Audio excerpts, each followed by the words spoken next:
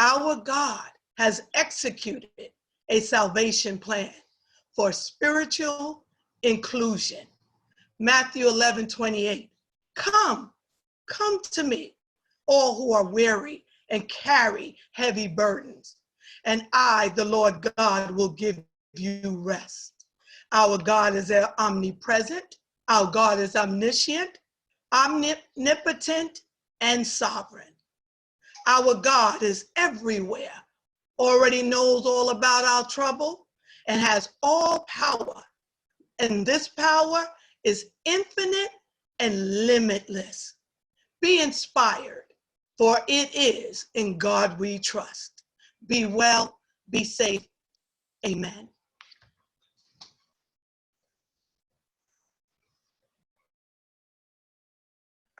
Thank you so much, Evangelist Shelbourne Barfield. Thank you, Sora. Thank you. Okay, at this time, it is my pleasure to introduce to you Dr. Selena Brewster. Dr. Selena Brewster was born in Queens, New York. She's a double-boarded emergency medicine and internal medicine physician. She trained at UMDNJ and the University of Connecticut.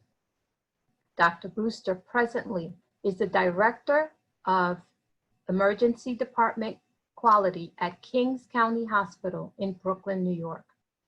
She has more than a decade of patient care experience, and if I may say, patient care from the heart. She is the proud mother of 7-year-old Jade and a member of Jack and Jill of America Incorporated, an organization of mothers dedicated to nurturing future African American leaders through philanthropic giving and civic duty and volunteer service. Dr. Brewster is currently working on the front lines of the pandemic in Brooklyn, and we will hear from her the perspective of our healthcare workers during this pandemic. Dr. Brewster? Thank you for that. I'll just put it, that was very generous, that introduction. I'm proud to be here today and speak with everyone. We are amongst unprecedented times, as we all are aware. For us, and when I speak of us, I'm speaking not just for the doctors. I'm sorry, Dr. Brewster, your camera is off. It won't allow me to it's saying unable to start video. Oh, okay. Your host has stopped it. Okay, we can hear you. Okay, let me do it. Here it is. I'm getting, yep, There you go. Perfect. Alrighty. Okay. I want to say that, I'm speaking not just as a physician, but also for all clinicians, not just the doctors, but also the nurses. We are used to caring for patients when they come in for just that clinical issue. So if you come in with chest pain, we deal with the cardiac issue, right? You come in with a gunshot wound to the abdomen, we deal with that. Right now, what we're faced is with the fact that we not only have to deal with the clinical issue, but also deal with the fact that our patients might not leave. We have to handle and do it appropriately with empathy and sympathy, deal with the emotional aspect of it, which is challenging for some of our physicians because not every physician is born warm and fuzzy and can be at the bedside and be appropriate during those final hours. And it's so odd to say this, but a lot of times, our patients will come to the ED and we know in the back of our heads, I've had patients where I know they're not going to leave, right? You see the family member say goodbye, and in my mind, I'm saying they're not going to see this patient again. And they're probably just going to see me. Okay. So then we quickly have to thrust into building trust. All right. With the African American community, we know that there are some barriers with trust. So you have to be good. You have to really be meaningful in your words. And you also have to make a connection sometimes with that family member that they're saying goodbye to, because what I've done personally is FaceTimed or called the family members when I know that things have changed, their medical status has changed, or I've hit a situation where I know that the patient is going to expire pretty soon, and I need to allow that family member to see the patient. Again, unprecedented times. We've trained as emergency room physicians in disaster medicine. That's what we're equipped to do, all right? However, do we exercise it much? Not much. You know, we had 9/11. You have these little outliers, you know, but this is on the magnitude of 1918.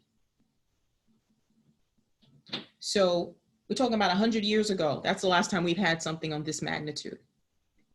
So we've quickly had to go into gear and handle this appropriately and be at our best, not just with our clinical mindset, but also with our hearts.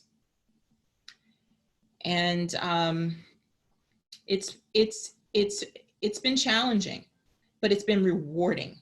It's been emotional, but it's been rewarding.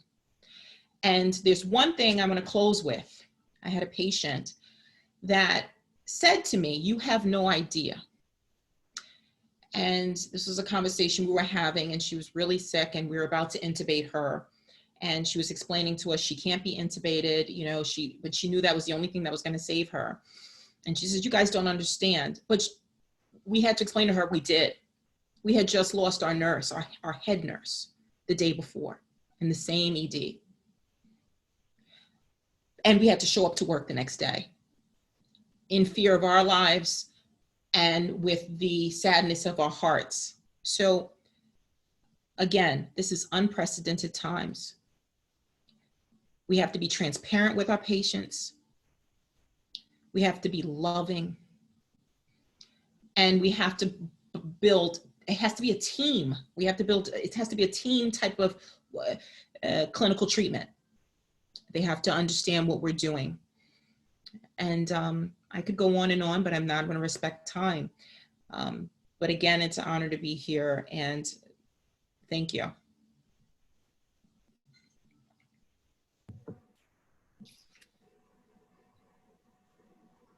Thank you so much, Dr. Brewster. All right, Dr. Horsham Brathwaite will introduce our next panelist. I'm pleased to introduce Dr. Rochelle Robinson, who earned her PsyD in school psychology at Fairleigh Dickinson University and her MSED in school psychology with a specialty in therapeutic interventions at Fordham University. She is a New York State licensed psychologist who specializes in working with school-aged youth, cultural issues, and promoting mental health resources in faith-based organizations. In addition to running her private therapy practice, she works with alternatively placed high school students.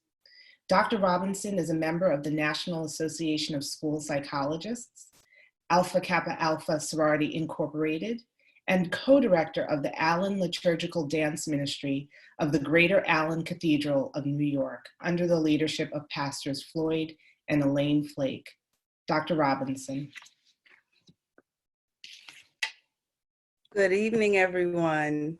I am pre-licensed, so I just wanted to make that clear. But I just wanted to share that there are so many youth dealing with different types of loss during this season, and their behavior changes based on what they're feeling, and they may not really understand. They may not get that they are grieving. So we have youth that are dealing with a range of issues. They may have experienced loss of a parent, aunt, uncle, grandparent. They may have a friend that has experienced loss, and there may be past experiences that this pandemic is triggering. So they may feel sadness because of that. Also, I think that we think of schools as academic places, but we kind of forget that this is where kids socialize, and they're not socializing like that anymore. So our classmates can be like your family, and they're kind of pulled out of that. Additionally, we have older students who, prom is not going to happen, graduation is not going to happen, and that's this sense of loss that they've dreamed about this, and now it's not going to happen the way that they thought that it would. So I think that for kids, this is a really difficult season, and they're not always able to say the way that they feel. So we notice it in the way that they behave. So if it's a really young child, they may want hugs. They may be clingy. If it's a school-age child, you know, if they're in elementary school, and if they're a child of an essential worker, they may be worried, they may be nervous. Like, Mom, are you coming back home? Like, are you going to be safe? Are you sick? You know, so those are things that they're concerned about. As we get to teenagers, you know, teens are very, they're an interesting bunch of kids. So you may have them irritable, they may be angry, they may have a short fuse. But I've also seen teens who have become isolated, and they're in their rooms and they're in the bed.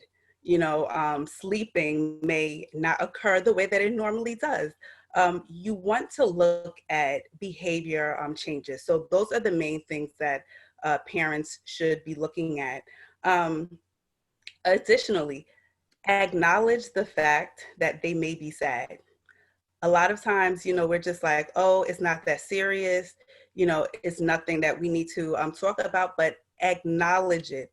Don't act like it does not exist. And for the teachers that are out there, like, we have these video classrooms. Yes, we have a curriculum, but take a few moments to just say, hey, how is everybody doing? You know, like, is this a good day? Is this a bad day? You know, how are you feeling? It's so important that we check in and ask the questions, okay? And then the last thing that I just wanted to share is that don't be surprised if your child doesn't feel like doing schoolwork.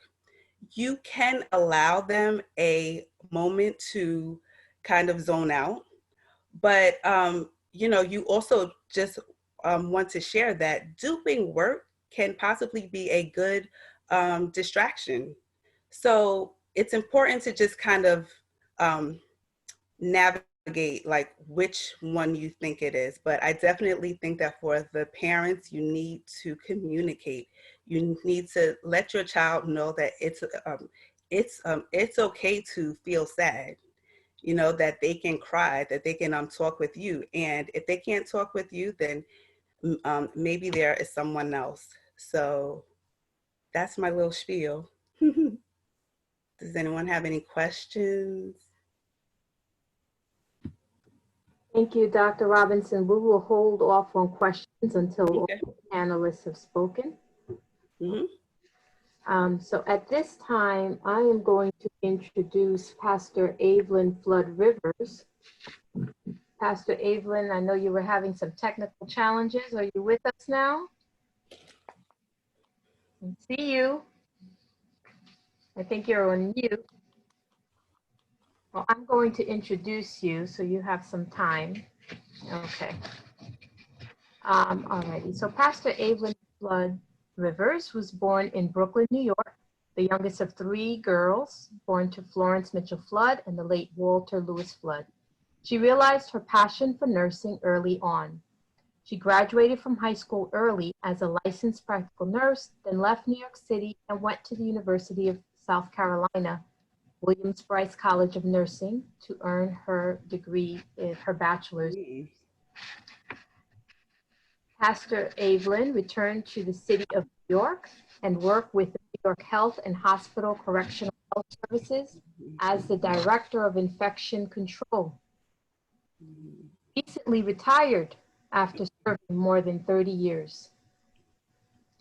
Pastor Flood was baptized at the age of 12 at the New Hope Baptist Church in Brooklyn, New York. She later received a Bachelor of Religious Education from the True Praise Bible Institute and Seminary and was conferred an honorary doctorate of divinity. AV, as she is affectionately known, currently serves as pastor under the tutelage of Bishop Reginald S. Boyce Jr. and Bishop Reginald S. Boyce Sr., presiding prelate of the United Fellowship Churches. Today, she continues her journey, not only as a woman of profound love and joy, but as the wife of Mr. Carl Rivers, as a devoted sister, auntie, godmother, and a faithful Silver Star Life member of the Alpha Kappa Alpha Sorority Incorporated, Epsilon Pi Omega Chapter. Pastor Flood? Yes. Can you hear me? We can hear you. Great. Yes, I have to multitask with my laptop and my phone. Good evening, everyone, and thank you, Sir Alex and Cicely, for even asking me to participate.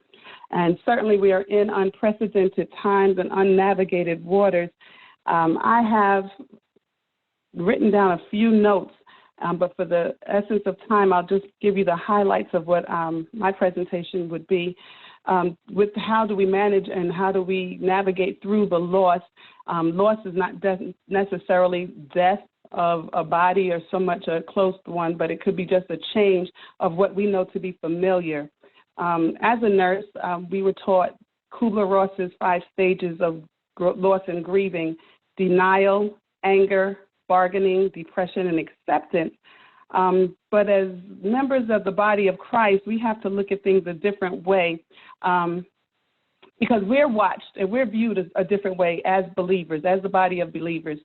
Everything we do, when we go through, it's being watched and it's being observed by others. So how do we actually go through and how do we actually navigate these times?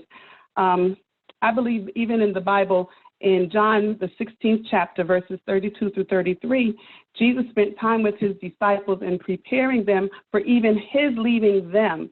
So that was a loss that they were going to experience. And he was saying how trials and tribulations will come in this world. And certainly we've been experiencing trials and tribulations unexpectedly.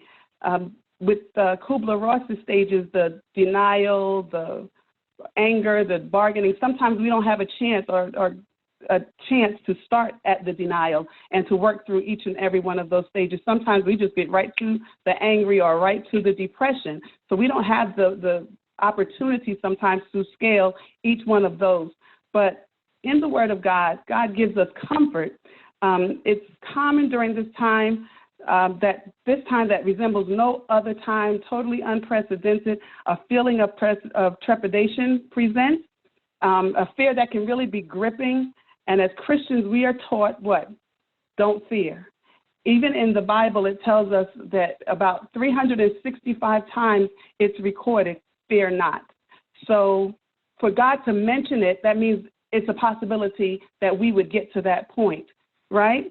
So 365 times, that means at least once a day, we are reminded once a day, because there's 365 days in a year, we're reminded not to be afraid, not to get disheartened, not to get discouraged, because these times would come.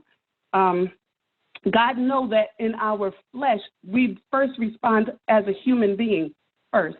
So to fear, it's okay, but the act is not to stay there in the fear, in the trepidation. Don't let it take us. The scripture tells us in 1 Corinthians 10 and 13, no temptation has overtaken you except what is common to mankind. But God is faithful, hallelujah. He will not let you be tempted, looking at fear as a temptation, not to trust God, not to have faith in God. But he will not tempt you above what you can bear. And when you are tempted, he will also provide a way out. He's already made a way for us to escape this. Fear and faith cannot remain in the same place. Next, we need to acknowledge what we're feeling, kind of come back to ourselves. And in the Bible as well, the prodigal son, he was out doing everything he wanted to do until he was laying down with pigs in trouble, feeling that he was in trouble. And he looked around himself and realized, this is not who I am and this is not whose I am. So we have to remind ourselves of who we are and whose we are, that we are King's kids. And it's okay to get down, but it's not okay to stay down. Amen.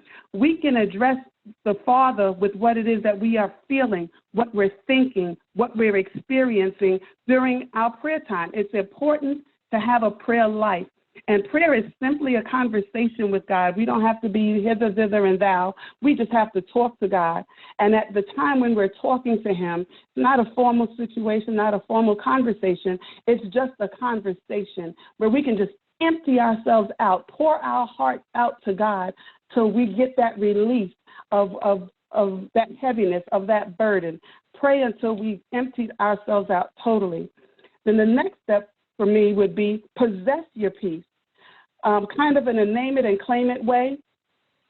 Search through the scriptures and find those scriptures that will address those things that make you feel the way that you're feeling. Something that will help bring you out of that place. Amen. Pray first, and God will direct you to the place in the Word where you can meet him and where he will meet you. Amen. Even in the scripture, when there was a storm happening, Jesus called on peace, and he said, peace, be still. So we have to possess our peace. The same authority he had, we have. So we have the right to say to peace, peace, be still, as if it were a person, as if it was in the room, as if it was totally just all over the place. Say, peace, calm down and be still, to calm our spirit. Finally, after you've given it to God, you still may need to find yourself a safe place, a place of people or a person that you can trust where you can still talk it through. I heard Councilwoman Adams say earlier, she's been talking it through. She's been talking about it. That helps her feel better. But sometimes we have to just talk it through in a safe place, not just everybody. You can't trust everybody with your feelings, with how you feel and what you're going through.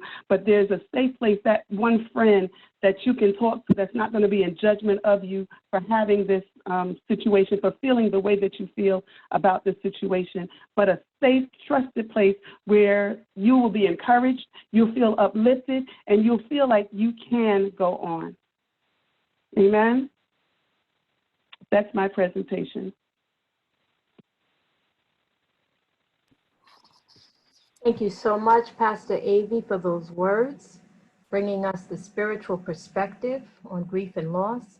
And now Dr. Horsham Brathwaite will introduce our licensed psychologist, Dr. Sonia Lott.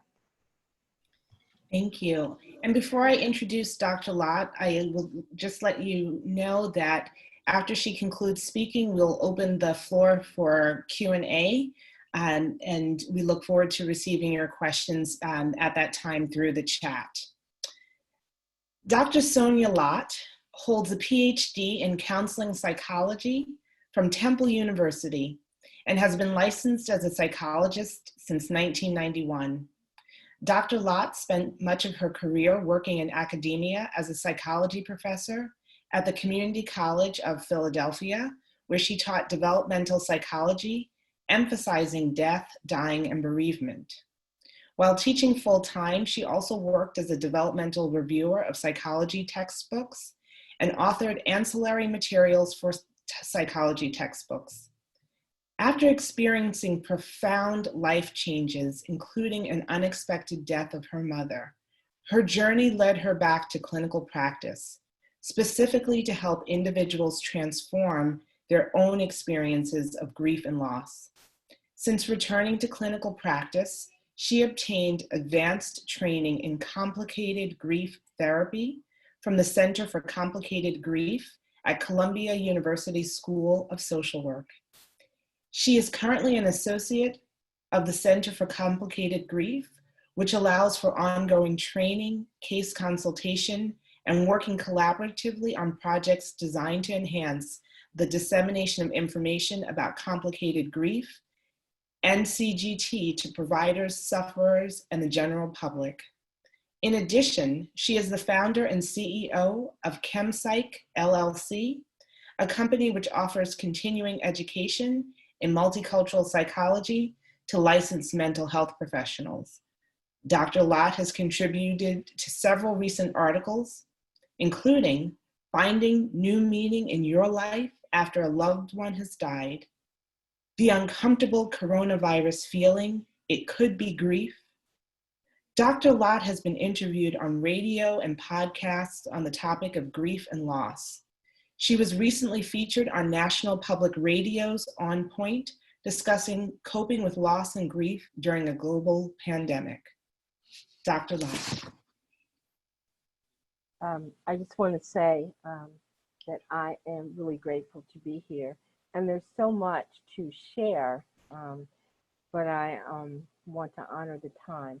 So the first thing I want to say, Dr. Robinson spoke about this, is that grief is our reaction to loss. Anytime we lose or we let go of or anything that we consider to be of value, there is a process of or reaction of grief that follows. We often think of grief as it relates to the death of a loved one, and I'm going to focus on that.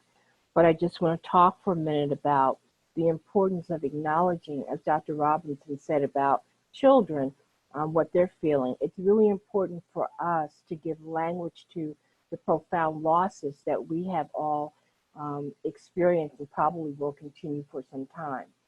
One of the most important things I believe that we've lost is the illusion of control over our lives. This pandemic is such that, I mean, we just don't, it's aggressive, anybody is susceptible to acquiring it.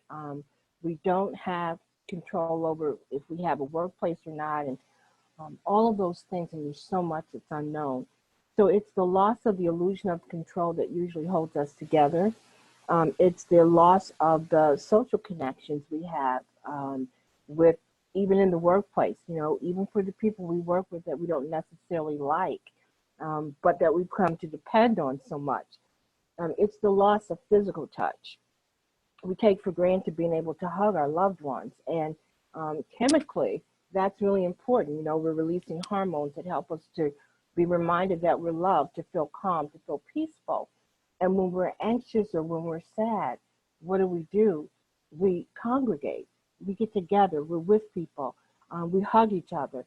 And that's one of the most profound losses I think that we're all experiencing.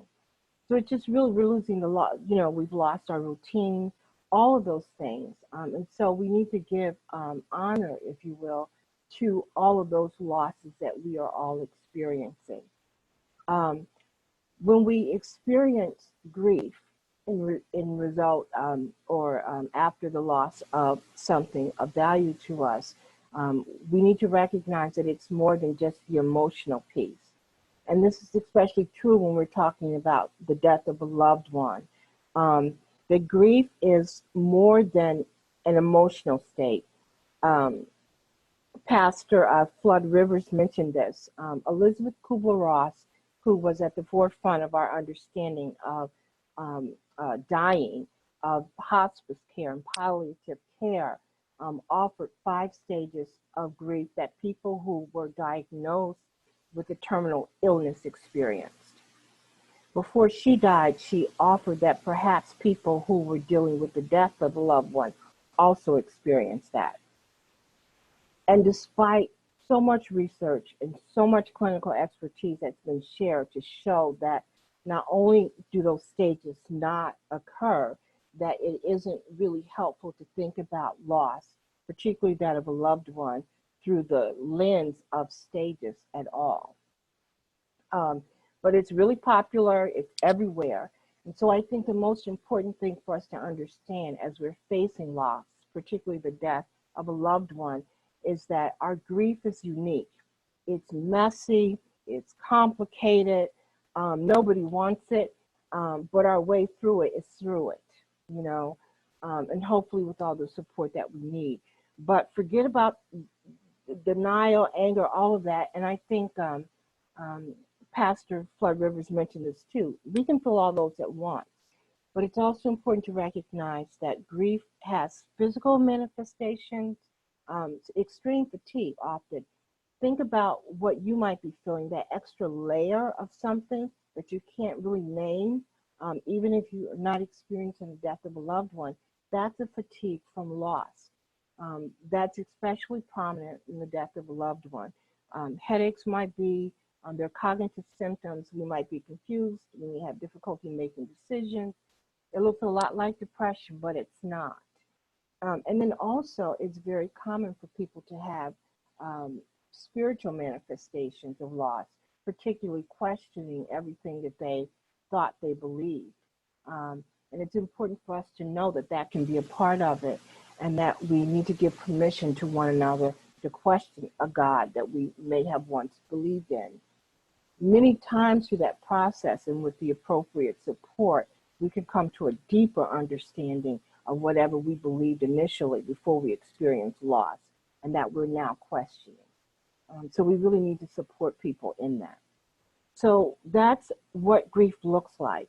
And it's unique to each of us for many reasons each time we experience a loss at different points in our life. In addition to all of that, we need to understand that grief is about yearning and longing for someone who isn't with us in the physical body anymore. That will never, ever go away, ever. But hopefully it'll move from the forefront of our experience to the background so that we can have longer periods of respite, that we can have periods where we can let moments of joy in. But we will always have triggers that will remind us that this person isn't with us anymore. But when we're in acute grief, there are many tasks that we have to accomplish. We have to find a way to be present to our emotions, know that it's messy, and be able to regulate them at the same time. We have to be able to find meaning eventually in the death of our loved one, and equally as important, in our ongoing living. We have to find a new purpose in living if it's a really close loved one. So we have to look at who are we now without this loved one. So there are many milestones or tasks that are involved in moving from acute grief and getting to, quote, the other side, or integrated grief. So it's so much more than just the emotions that we feel. I know there'll be questions, and I want to be really aware of time. But I also want to say that the COVID-19 situation is making the grief process and getting, quote, to that other side more complicated for many reasons. It's hard to find meaning in people dying in the way that they are. Well, we know that if we'd had a different response on a governmental level, significantly fewer people would have died. It's difficult because death is coming so suddenly. I think our councilwoman spoke about that at the beginning with her dad. You know, they thought he was having a flare related to his heart condition, and it turned out to be COVID-19. So the diagnosis comes so quickly, and oftentimes it may seem that people are doing better and they still die. So sudden death is more complicated for us to deal with. And then also when we can't be with our loved ones, which is common because of the virus, even though we're not always with our loved ones when they die, when we feel that we've been robbed of that opportunity to be with them, it can have a really significant impact in our grief process. So all of those things related to what COVID-19 is, and so many people acquiring it, it makes for a more complicated process for everybody. And if I can just take a few more minutes, okay. I just want to say a little bit about why for us as African Americans, we're dealing with more grief.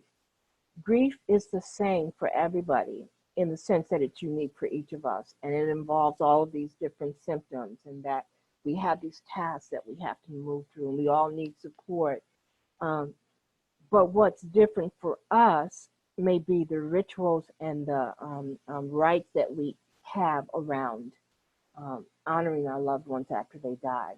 But we are, and you all, this is why we're here, we know this, we are more likely to experience the death of a loved one due to COVID-19, due really to anything, okay? And what that comes down to is racism, which increases the amount of stress that we have in our life on every level. It increases the likelihood that we have limited financial resources. There's so much implicit bias, a bias that we have that's not in our awareness around people who are brown or black. Stereotypes that medical professionals still have today about how much pain we can tolerate, or if our skin is thicker than white people. All these things come into play when people are in these emergent situations and they're responsible for our care. Because we have a greater likelihood of stress and racism every day, sort of like the pandemic, it just never stops. Every day we walk out brown, there's something we're dealing with. And so with that, and with the stress from that, and then the lifestyle factors, the ways that anybody copes with stress. We may smoke more, drink more, or just the impact of stress on the immune system. We are more likely to acquire the illnesses that put us at greater risk for complications with COVID-19, diabetes, high blood pressure, and not to mention that we don't get we're disadvantaged in the healthcare system, access to healthcare, all of that. So we're at greater risk to acquire, to have complications when we acquire COVID-19, which are likely to lead to death. We're also, because as a group, we are more likely to be economically disadvantaged, or if we're not, we know some people who are. We have loved ones who are. And so we're more likely to experience the death of a loved one. And because we're more likely to live close together or within the same home, it's more likely that African Americans will lose more than one loved one from COVID-19 at the same time. So it becomes even more complicated what people have to deal with in terms of profound loss of very close loved ones, sometimes days apart. There's so much more I can say, but I'm gonna stop for now in terms of time and be open to questions when we get to that point.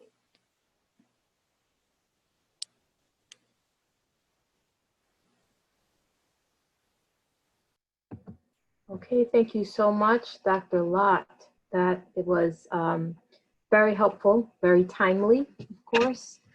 And I want to segue right into our question and answer period. First of all, I want to thank all of our panelists this evening for sharing different perspectives on grief and loss. At this time, members of the audience, if you have questions, you can enter it in the chat, or you can raise your virtual hand. You click the little hand on the Zoom key, and we will acknowledge you. But just to get things started, I'm going to go ahead and start with the first question. I'm going to direct this first question to Dr. Brewster. Dr. Brewster? Okay. Yes, I'm here. So kind of piggybacking off of what Dr. Lott was just talking about, right? So given the disproportionate number of African Americans and Latinos who've been killed as a result of COVID-19, there is a lot of talk about the role of healthcare disparities and also the role of implicit bias in the healthcare system. Can you talk to us about that and share also how that impacts you as an African-American physician? Yeah, I can. I think that I can't erase history, right? None of us can. So there is some validity there's a lot of validity in what my patients feel when they come into the ED and they don't trust me, okay?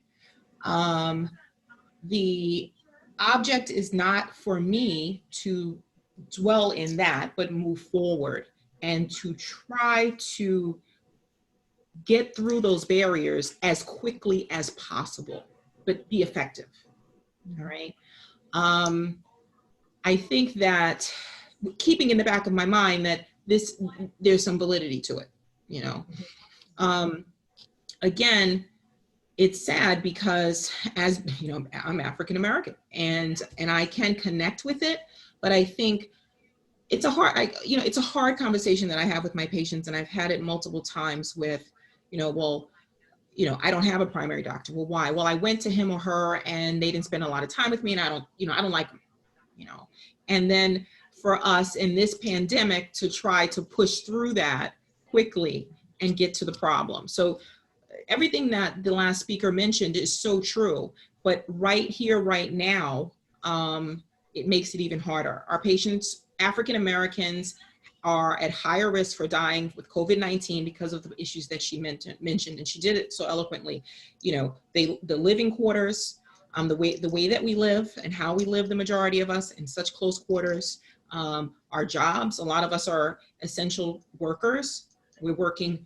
We don't have the option like some to be on the computers, and we are the delivery service. We are the grocery worker, right? We're the home health aide. We're the nurse, or we're the physician. So I think that that's also an issue. And trying to say, well, tell your job to give you a day off is not an option. I don't have insurance, Dr. Brewster. I don't have paid sick leave.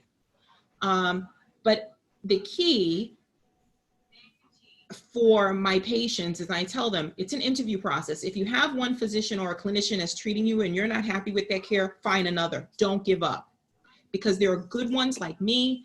There are good ones like my friends and my colleagues who are waiting for you. Don't give up. And also for us to spread that word. We've all heard of it takes a village. There's one thing for us to have all this education in our heads, right? And for us to be around a group of people like everyone on this call who is aware and insightful, but we're not doing our community justice if we're not seeing the people in our community who aren't like us and pulling them aside and having these tough conversations and spreading the words to them. Because we all know a bunch of people who are just like the ones that we're talking about today. And don't wait until they come to the hospital.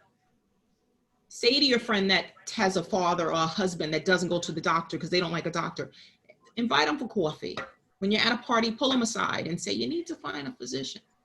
When you see your friends are not in the best of health, okay, either they're gaining weight, they just don't look well. We all have these people, we just don't look well.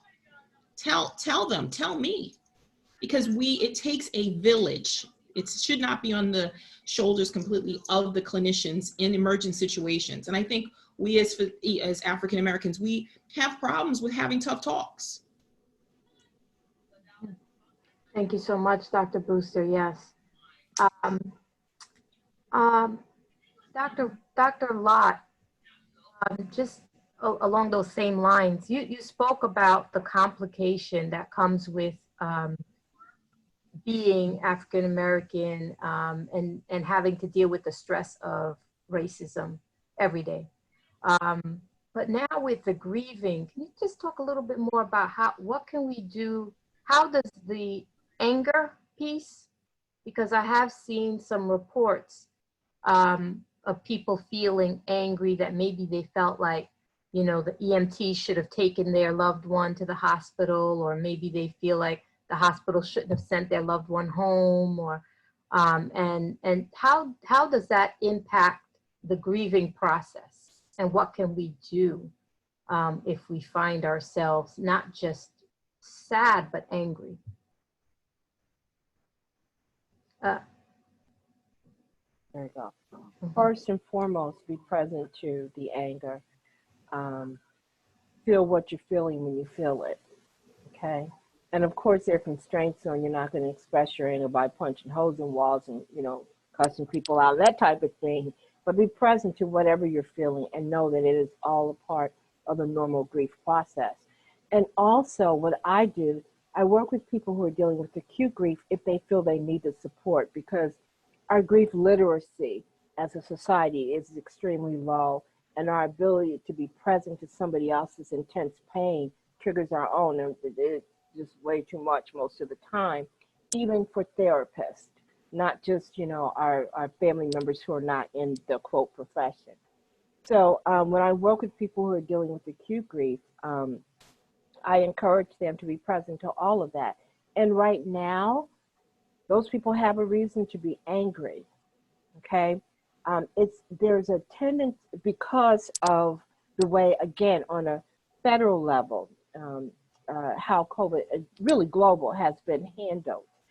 But it's very common for us to want to assign blame to self or others around why our loved one died. That's a natural part of the resistance to accepting that our loved one is no longer here with us.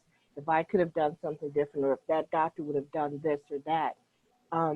And so it's important to allow the people to have that space, to feel that, and to think that way. Typically, it passes.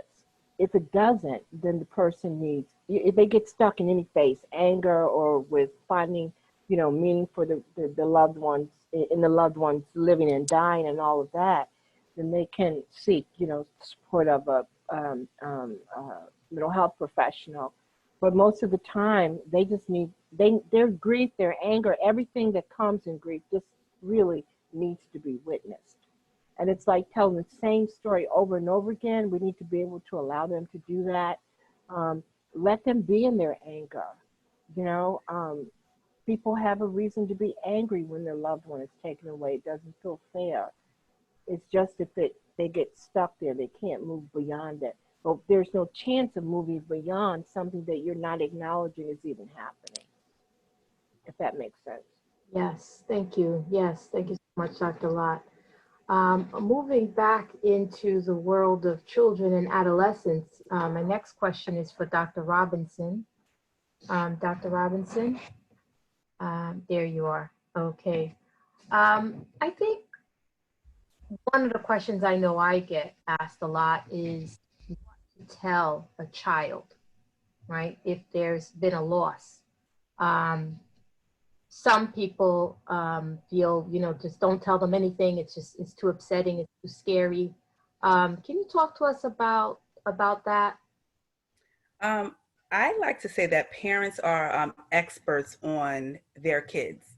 So you know how much your child can handle. I would definitely say that if they're really young, you may not want to go into all of the details, but you can share that the person was sick, and that everything just didn't work right. So their body kind of gave up. They couldn't fight anymore.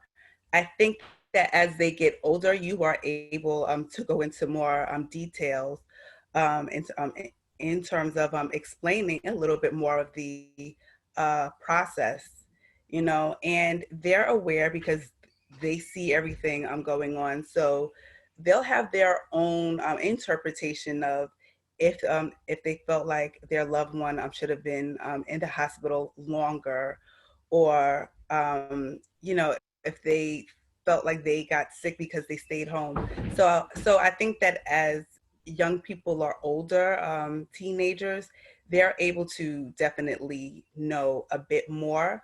But if you know that you have a child who is extremely anxious, you don't want to spill everything out. You also need to be able to kind of contain, I would say, a young person from going like too far off of the edge, if that makes sense. So. Thank you so much. Dr. Lott. If I can just add something to that, is that okay? Mm-hmm. Yeah. I agree with all that you're saying. I just want to add one thing, that it's most important, I think, that the parents are comfortable having the conversation with their children and letting their children ask the questions and being comfortable with giving the answers. And it's sort of like we look to our parents, the social cues. If you're upset, I should be upset too. I don't know what's going on, but I think I'm scared too. So if we can be calm, if we have the support we need to be calm enough to answer the children's questions appropriately, as Dr. Robinson was saying, depending on age and your understanding what your children can take in and understand. But whatever you share, it's most important that they perceive that you are okay even if you're anxious, that you're okay with being anxious and can deal with it. Yes. Yeah. That's good. Thank you. Thank you so much, both of you, Dr. Robinson and Dr. Lott. My next question is for Pastor Flood Rivers. I'm going to direct it to Pastor Flood Rivers, but you know, feel free to jump in if someone else would like to answer it as well. In the absence of traditional funeral services, how can we best support a friend or a loved one who has lost somebody? Okay, so in the spirit of social distancing and keeping our distance a certain way and such like that during this pandemic that we're in, the need hasn't changed for that person to feel supported, to feel comforted from others. So the situation, the same way that we are being creative with our Zoom meetings and such like that, we can establish with the person a time where maybe we can Zoom, maybe we can FaceTime, maybe we can Duo. We still have to use that same creativity to let them know they're not alone, they're not going through this journey by themselves. And initially, there's still that part of the journey where that person may still want to just feel away for a minute, and they may not even look at their phones to receive text messages or emails or anything like that, but that doesn't change our responsibility as their support, as their encourager, as the one that's standing in the gap for them, to leave that text anyway. Send a card. They're still going to need to eat. They may not want to cook, so we can still send food, have food delivered to them, have a meal delivered to them. I even recently, one of the young ladies in our chapter lost her husband, and to take the time to go. Even I understand that certain other members of the chapter met in the driveway where she stayed on the porch, just to give her that support and that encouragement.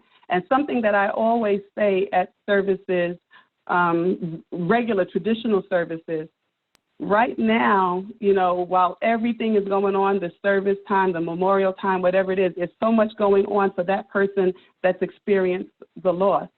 But after the service is over, after everybody returns to their home and go back to their normal, life will never be normal for that family, that person, that loved one again.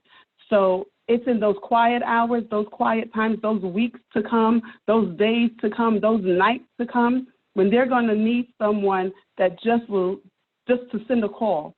We don't want to wear them out. We don't want to weigh them down with burdening calls and taking hours and hours unless they welcome it, unless sometimes just a phone call to say, I thought about you, I'm praying for you, I'm here if you need me. And then to say a prayer, and then to let them, you know, go on back to their process, their grief process is something that we can certainly find a way to do and find time to do and reach out. It lets them know that they're not alone. The house may be lonely, the heart may be paining right now, but you're not alone. There's someone standing in the gap, lifting you up in prayer at the same time. Thank you so much, Pastor Flood Rivers. Cicely has some questions coming in through the chat that she's going to ask. The first question that I'd like to ask is to Dr. Lott, and I welcome any other panelist responding to this question. I have heard people say, my loved one has died and I didn't get to see them before they died, and I didn't get to either hold a funeral or hold the type of funeral, and therefore I cannot grieve. And that grieving is very much related in their minds to those activities. And I wonder if you can speak to how we might deal with that.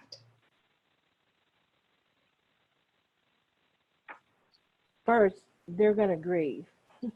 The longer that person doesn't come back, you know, I don't know if you've experienced this, but initially it's common when somebody dies to even though you know that they did, even if you didn't see them, you kind of believe it, but you say, okay, well, maybe they took a vacation and didn't tell me. Okay, and then a week goes by and they're still not there, and the longing increases and the yearning and the missing. And so you're flooded with emotion. Every now and then a person may be so numb that they are too fearful of going into being overwhelmed by grief that it's stifled. But for most of us, grief is so messy, we're going to have trouble sleeping, difficulty, focusing, crying, anger, whatever it might be. But what they're not really able to, what's happening in terms of not being able to see the person or to have a funeral, the rites that or rituals that we have that help us to accept or say yes to or surrender to the journey of grief, begin to take in that the person is gone, are missing. And as Dr. Flood Rivers said, that's where we have to get creative in helping people to create their own rituals to acknowledge the loss in the beginning of the journey. But the grief will very much, we have little choice around that part. And I totally, I agree with that. And I just want to add to that is that what are some of the actions for the people who are on and who are listening? What are some of the, I just want to pose a little helpful hint of what are some of the things you can do if you get that call that Aunt Betty is in the emergency room and you can't go to the hospital and you can't see the person. What should you do? Do not run in your room and bury your head and not get on that phone and call that hospital, get names, find out who's caring for Aunt Betty. If they tell you, the physician is off the floor, you say, which physician? What's that physician's name? And you call back. Okay. I love the way, there's two ways you're going to handle this. The one that she just so eloquently summarized, that's the emotional aspect of it. But the action point of it is I want my patients' families to be aggressive and vigilant at it. And listen, Dr. Brewster, what's going on with Aunt Betty? How's she doing today? Writing down the numbers, getting to understand it. And if you don't understand, say you don't understand. Don't just trust or just say, I haven't heard from her in 2 to 3 days and not call and follow up. Ask the team of clinicians, do they have iPads? Do they have FaceTiming methods? And if they don't, call and ask to speak to a hospital administrator. Okay, because this is where we're moving towards. As a quality director, the first week in our command center, that's the action plan that we had, was to buy over I can't even tell you how much money we spent on iPads and making sure that our ICU nurses and our ER nurses had the capabilities of doing this at the bedside with the family members. It's not a substitute for holding the hand. It's not. I can't, there's no comparison, but it's something. And you then learn to feel like you trust, there's that building of trust, right? Because now Miss Mercy, who's caring for your mom, the nursing staff or whatever the name of you build a relationship with her, the nurse, and she builds a relationship with you, and she starts using verbiage to your Aunt Betty, like, well, Selena would want you to eat your breakfast this morning, or, come on, push a little bit more, give me a bigger deep breath. They start speaking. I start speaking like the wives of my patients, because I'm on the phone with them. I get to know you. So now I know that how you spoke to your husband. So now I'm saying things like, well, your wife Kim would want you to do this. Come on, we're going to get through this. Thank you so much, Dr. Brewster. I wanted to share just something very briefly, and that is to make certain to be aware of the patient advocate in every hospital. Mm-hmm. A lot of folks are not familiar with that. There is a patient advocate. I want to believe in this time, in the period that we're in, that department is built out, right? So it used to be the one person helping the families every so often. Certainly it could be 40 families needing the patient advocate. And then also don't feel shy about reaching out to still your elected officials and local leaders to assist with that bridge in, because I actually have had my church mother who was in the hospital. They couldn't even, the staff could not even identify where the body was. So that was a whole issue in itself. But I did whatever I could do and directed that family, and certainly the body was located. But I just wanted to also say one thing about death in this time and prior to this time, our normal experiences of death. Please be mindful that during the occurrence, the individual is really in a level of shock. And certainly I'm not a medical specialist, but of course I experienced it. You're in shock. So the follow-up along the line, way down, even 5 years later, is still important. So it's very important. Don't rush them in the beginning because they're in shock. They probably won't even relate to what you're saying and doing. But as the time moves forward, make certain to follow up then. Thank you. Thank you. We have a question that came through, and it is for Dr. Brewster. Mm-hmm. Okay. It reads, Dr. Brewster, I just lost my dad on Sunday due to COVID, and I don't understand why for 14 days straight, the callousness they asked me for a DNR. I didn't want to essentially pull the plug. Why did they keep asking when I was clear that I didn't want to do that, despite their opinion that he wouldn't make it? I was told that it's procedure, but why not put a note in the system to say no DNR? I feel like I was made to feel awful for refusing. Mm-hmm. I'm so sorry for your loss. I'm sure everyone on the call, I'm speaking for them. Okay, so I apologize. I apologize for you having to be asked that multiple times unnecessarily. The system is built, or my system is built, in that you should only be asked if there's a change, if there's a major change, okay? Meaning that if you went from being completely stable to unstable, right? But when it seems as if Dad was dealing with an issue that, you didn't get too specific, but it doesn't seem like there was that much of a change for you to get calls every day and we ask that every moment.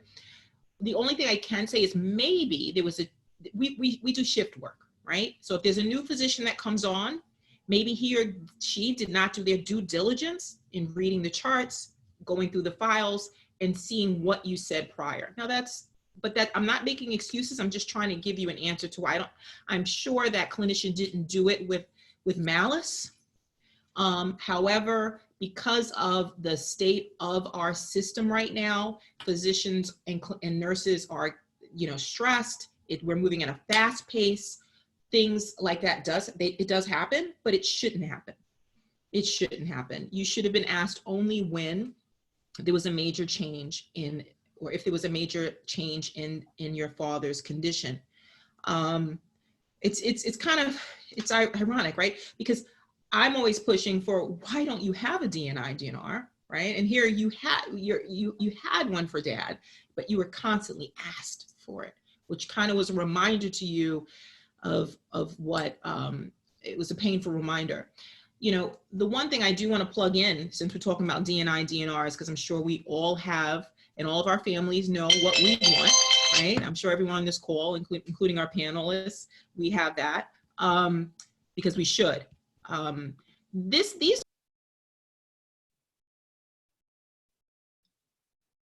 Oh, I think we might have lost Dr. Brewster. Oh, We'll await her return. We have one more question before we move to our closing. And this question is slightly different, but also speaks to what Drs. Robinson and Lott referenced earlier. So the question is, how do we handle grief for things that either we ourselves or others might call trivial, but to us are very important? The grief around losing our opportunity to go on that milestone birthday trip, or have that milestone celebration, or that activity that we have been saving and planning for years. How do we deal with that type of grief?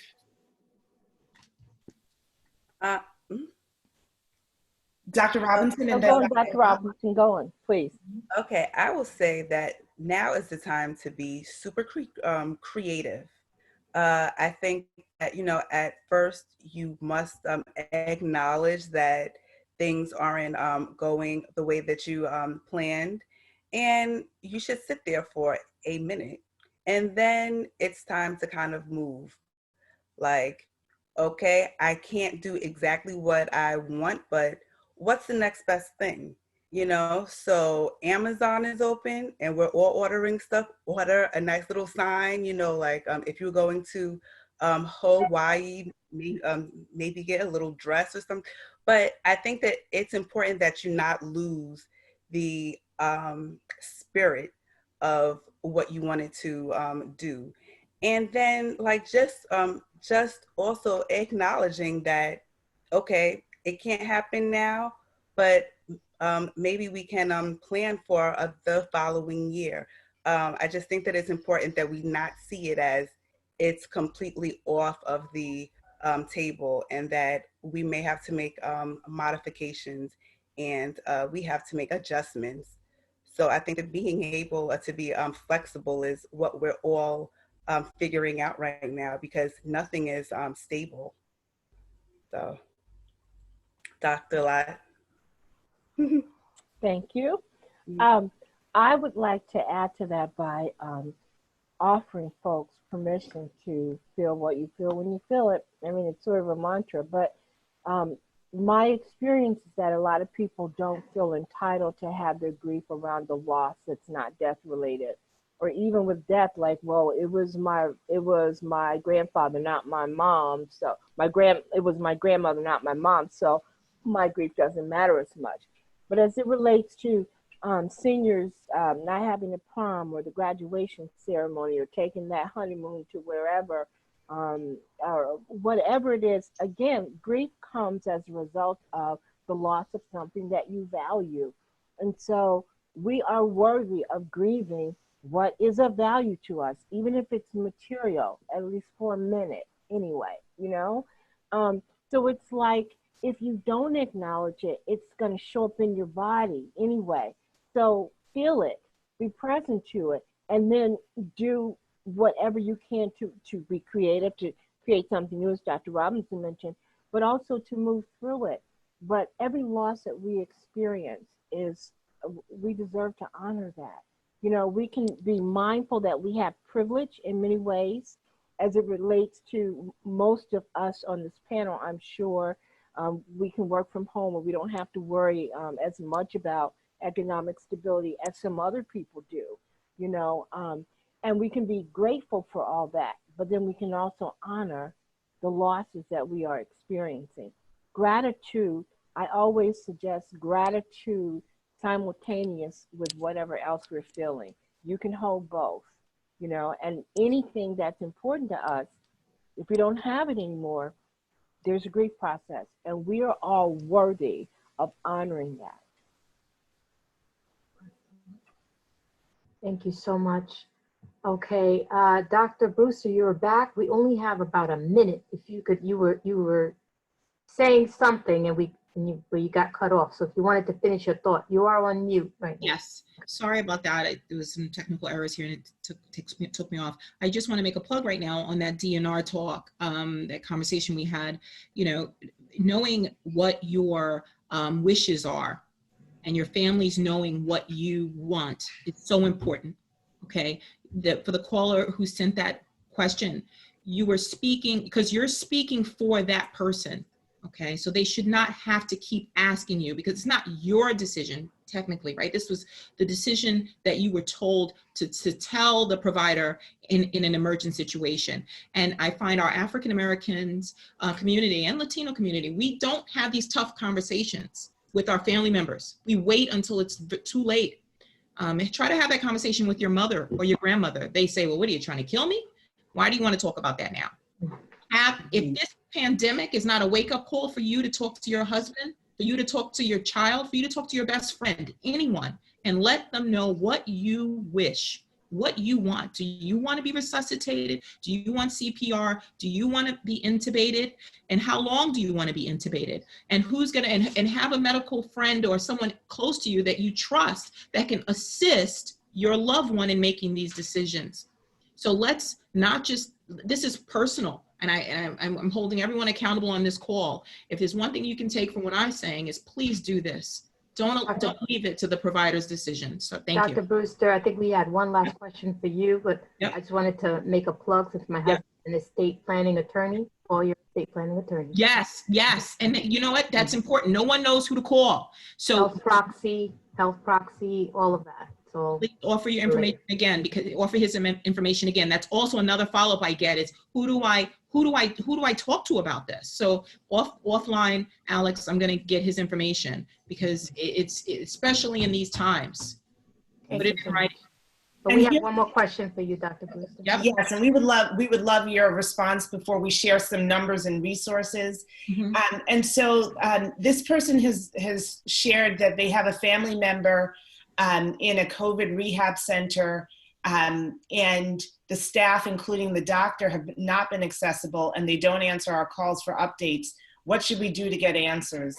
Call us. When I say call us, call leadership, call administration. All right. If you call the floor nurse and she's not answering, bump it up to the supervising nurse. If the supervising nurse, then get to the quality director or get to the CM. If you got to take it up to the CMO of whatever facility that is, you do that. And keep a paper trail. Mm-hmm. And what is CMO for? Oh, the chief medical officer. Okay. Thank you so much. Facility. If it's a hospital or something of that sort, or even rehabs now, they actually have them. But don't stop. Don't stop. Just continue to poke the bear because you are your family members' largest advocate. I always say, before, during this time, I would say, come in with your family member. Don't leave them. Family members was like, well, I got to go to work. Can I leave mom? No, but now you have to leave them, right? So you're going to do that job in the back scenes at home, making phone calls, taking names, sending emails for paper trails. Thank you so much. I'd like to bring your attention to the chat where we have pasted a document that contains community resources. And so that is available to you so that you can know where to call. Certainly there's the New York City Thrive mental health hotline. There's the COVID Care Network that allows for free supportive services. There are providers in that list. So please take a look at it. You can click on the link in the chat. And if you have any questions or would like this via email because you did not receive it, you can easily email us at EPIO, so EPIO health@gmail.com, and we'll put that in the chat. And now I'd like to pass this back to Dr. McGlashan, who will bring to the floor our Vice President. Thank you so much, Cicely. So yes, and please do look at that resource list. We did include bereavement groups that are available for children as well as adults. So please do check out the resource list. I would like to thank our panelists in advance of introducing our Vice President. Thank you so much for giving of your time, your talent, your expertise. I know I feel like I have a better understanding of grief loss, and I feel better prepared to help and support others. It now gives me great pleasure to introduce our esteemed Vice President, Madam Kim Adams. Thank you very, very much, and good evening to everyone. I really, really want to say how much I really appreciate everything that you've offered to us tonight. I don't know if you know how impactful, how deeply impactful and meaningful all of the information that you have provided to us, how deeply impactful that has been. And on behalf of us all, I really want to bring thanks to first of all, to our co-host, Dr. Alexandra McGlashan, Dr. Cicely Horsham Brathwaite, and the Women's Wellness and Health Committee of Epsilon Pi Omega Chapter. I would like to say thank you to Councilwoman Adrienne Adams for being a part of this collaboration. And of course, sincere, we are praying for her and her family. To all of the panel of health professionals, civil leaders, and spiritual advisors, Dr., I have to say everyone's name, Dr. Sonia Lott, Dr. Rochelle Robinson, Reverend Evelyn Flood Rivers, Dr. Selena Brewster, Mrs. Lynette Shelbourne Barfield. I thank you all for helping us to process as we continue to grapple with this pandemic.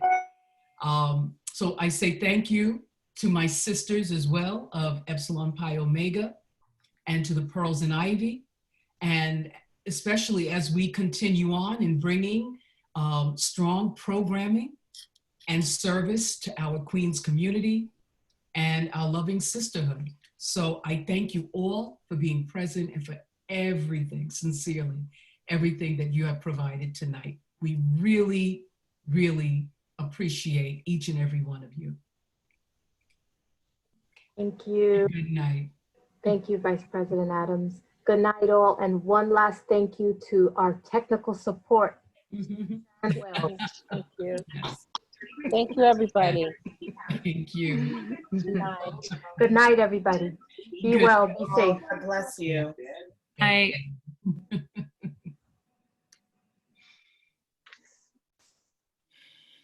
It'll be on for a while so that anyone who needs to download information from the chat can. Okay. Mhm.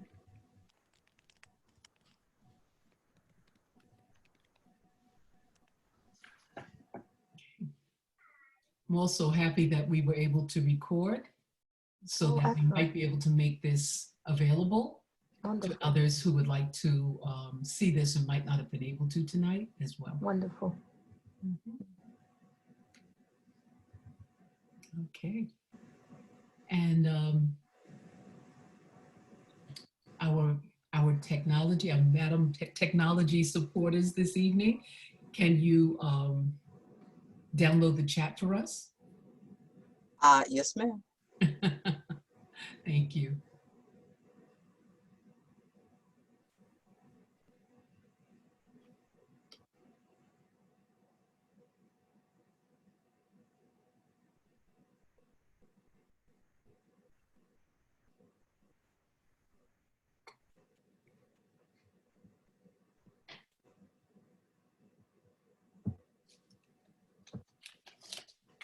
Madam Health Chairs, congratulations on a very successful event.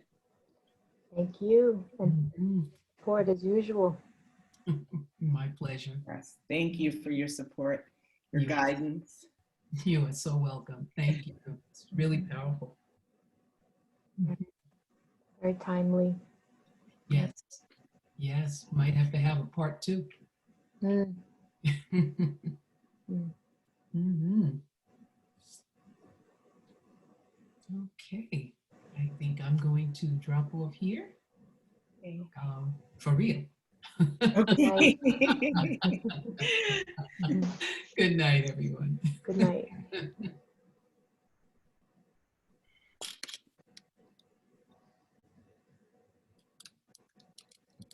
Hmm.